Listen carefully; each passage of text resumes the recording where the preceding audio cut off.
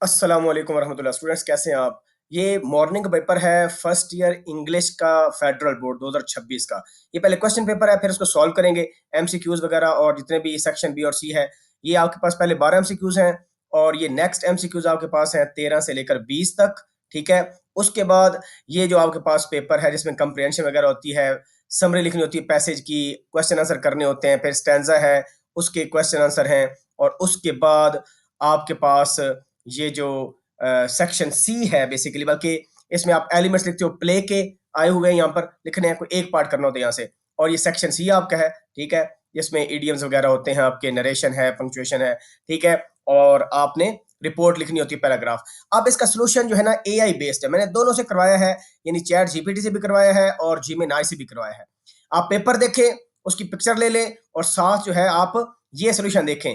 तो ये इसने पहले में आर्टिकल्स है, दादा आ रहा है, फिर कलेक्टिव नाउन आ रहा है, उसके बाद फ्रीक्वेंसी आ रहा है, ठीक है, क्या आ रहा है, और साथ देखें ना उसने इसकी डिटेल या रीजनिंग भी लिखी हुई है कि ये क्यों फ्रीक्वेंसी है, या कौन सा आंसर क्यों है, रिलेटिव क्यों है आपके पास, ठीक है, रिलेटिव प्रोनाउन क्यों है, इस तरह डिस्ट्रीब्यूटिव एडजेक्टिव है, यहाँ पर देखें ये जेरेंड है इसके अंदर, और देखें they are afraid of swimming. अब स्विमिंग एज अ नाउन हो रहा है, ठीक है, ये एज अ यहाँ पर ऑब्जेक्ट है।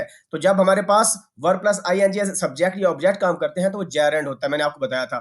इस तरह ये कंप्लेक्स सेंटेंस है, ठीक है, दिस और left the class when the bell rang, देखें व्हेन आ गया तो डब्ल्यू एच आपके पास आ गया, ठीक है जी।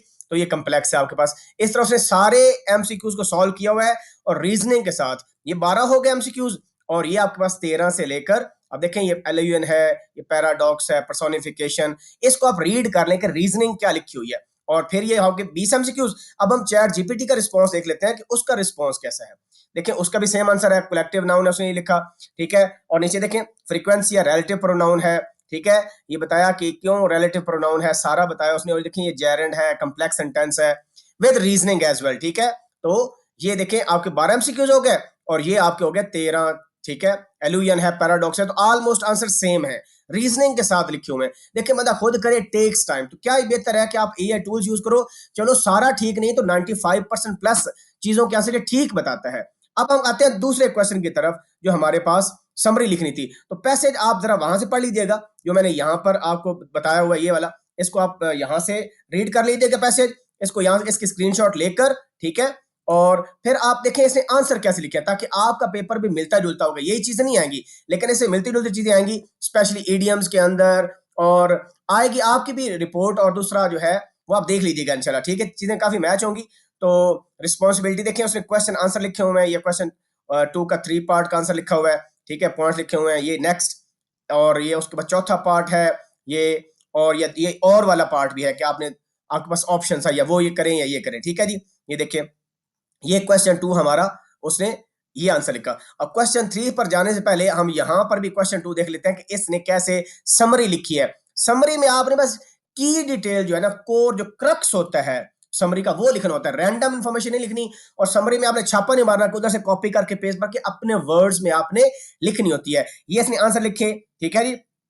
तो यहाँ पर उसने साइट्स पूछी थी कि उसने साइट्स लिख दी, ठीक है, ये देखें ये सारे पार्ट उसने किए हुए हैं, आप इसको स्टॉप करके देख सकते हैं। अब हम पोएटिक में आते हैं, तो इसने पोएटिक एक्सट्रैक्ट जो है, क्योंकि स्टैंजा गिवन था, उसके क्वेश्चन के आंसर कैसे किए ये आप यहाँ से देख सकते हैं। 3 आंसर आपके पास ये हो गया, ठीक है जी। अब हम वहां पर देखते हैं कि इस पर इसका पार्ट 2 भी देख लेते हैं। ये पार्ट 2 का आंसर उसने लिखा हुआ है, आप देख लीजिए इसको, ठीक है, रो के स्क्रीनशॉट चेक कर सकते हैं आपके माइंड में क्या आंसर है, क्योंकि आपका पेपर ऐसा नहीं आने वाला, वो चेंज होगा। लेकिन टू गेट एन आइडिया, क्योंकि पूरा पेपर सॉल्व हुआ है, तो इस वजह से आप आराम से कंपेयर कर सकते हो कि भाई जो है इसका आंसर कैसे देने हैं ताकि आपका पेपर भी अच्छा हो जाए। ये देखें ये पहले का आंसर, दूसरे का, तीसरे का, और ये फिर उसका बी पार्ट जो है, ठीक है, कि उसके आंसर्स हैं, आप देख लें इसको। और उसके बाद क्वेश्चन नंबर 3 प्ले के एलिमेंट्स बेसिकली उसने पूछे हुए हैं, ठीक है। तो ये इसने सारा डिटेल्स लिखे, आप इसमें पॉइंट्स भी बनाया जा सकते हैं, ठीक है, लिखा हुआ है एक्सप्लेन ब्रीफली। हाँ, ब्रीफली एक्सप्लेन जब करते हैं तो आपको पैराग्राफ के फॉर्म में लिखना है, आप पॉइंट्स नहीं बना सकते, ठीक है जी। नेक्स्ट उसका बी पार्ट के deploy development of the plot, इसके बारे में सारा कुछ लिखे हैं, तो उसने ये लिखा हुआ है। और यहाँ पर होपफुली इसने भी ये काम किया था यहाँ पर, यानी पोएटिक एक्सट्रैक्ट है ये, वैसे पार्ट 2 इसने बनाया हुआ है। और इसने question 4 I don't think so इसने हल किया वैसे, ठीक है, ये डायरेक्ट क्वेश्चन 5 पर आ गया मेरे ख्याल में। तो इडियम्स देखते हैं। अच्छा, जॉब एप्लीकेशन इसने तरीका बताया, उसने शायद स्किप कर दिया। ये आप देखें, ये आपको पहले ही पता है। आप मेन चीज देखें कि बॉडी कैसे लिखी है, रट्टा नहीं मारना, बस गो थ्रू करना है। इडियम्स में देखें तो यहां पर ये बता रहा है कि roused me to do my best, ये आएगा put me on my metal.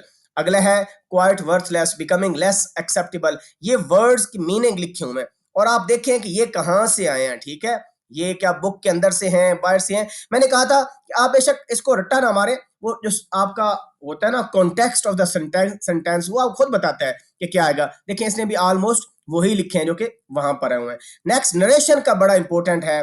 Narration जो है ना, this is very very crucial, और इसमें स्टूडेंट स्ट्रगल करते हैं। तो इसको थोड़ा सा देख लेते हैं कि यहाँ पर नरेशन का पैसेज क्या है। तो इसके नरेशन के दिया, love Pakistan, she said the food is amazing and blah blah. ठीक है, तो इसको देखें इसने कैसे नरेशन किया। और कहता है अकेला अगर आपके पास ऑब्जेक्ट ना हो तो सेड रहता है, टोल्ड नहीं आता। तो देखिए एक सेंटेंस पे सेंटेंस कर रहा होता है। जब डॉट आ जाए, शी एडेड दैट, उसने फिर दोबारा, मैंने बताया था कि हमने एक फ्लो बनाना होता है। तो ये नरेशन है।